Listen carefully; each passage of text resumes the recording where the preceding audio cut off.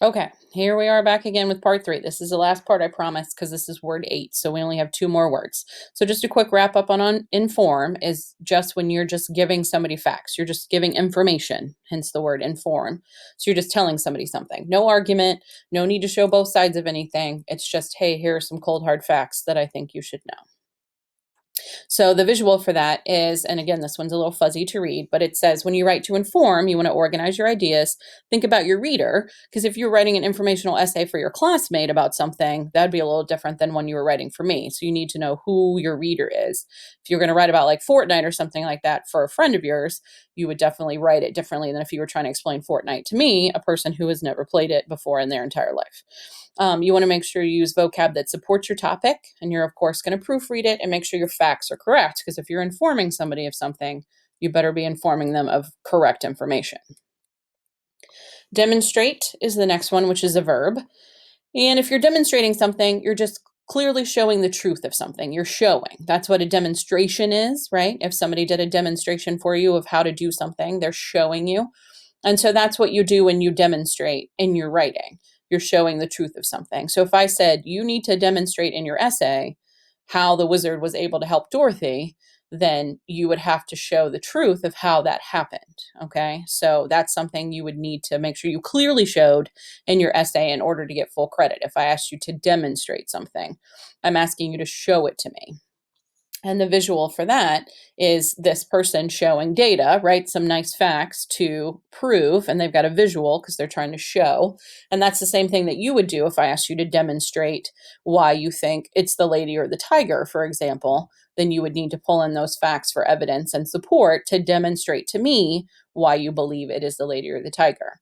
All these words are going to interconnect and when we write this argumentative essay. Okay, so you notice I keep using them: argument and demonstrate and support and evidence. So you're going to keep hearing them all together.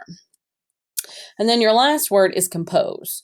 And compose is a verb, and it can mean one of two things in our class. It can also have something to do with writing music, right, if you're a composer, but that's not what we're talking about.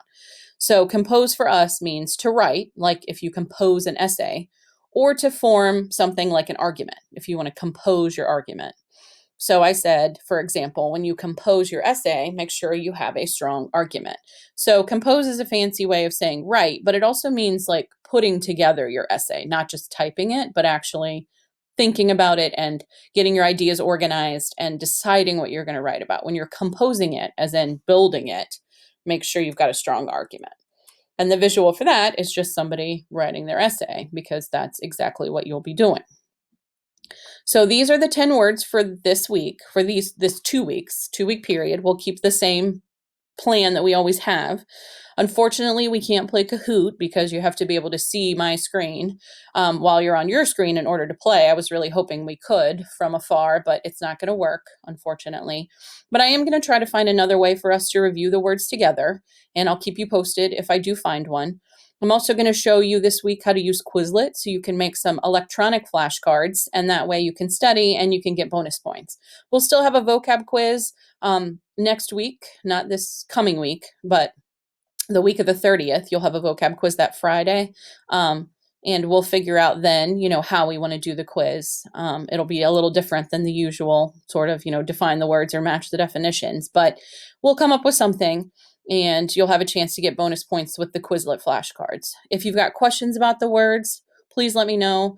You can go through these videos at your own pace and listen to what I'm saying and think about the words. I do recommend that you write them down, but if you don't, at least make the flashcards when I show you how to do that, because that'll give you a chance to practice with them.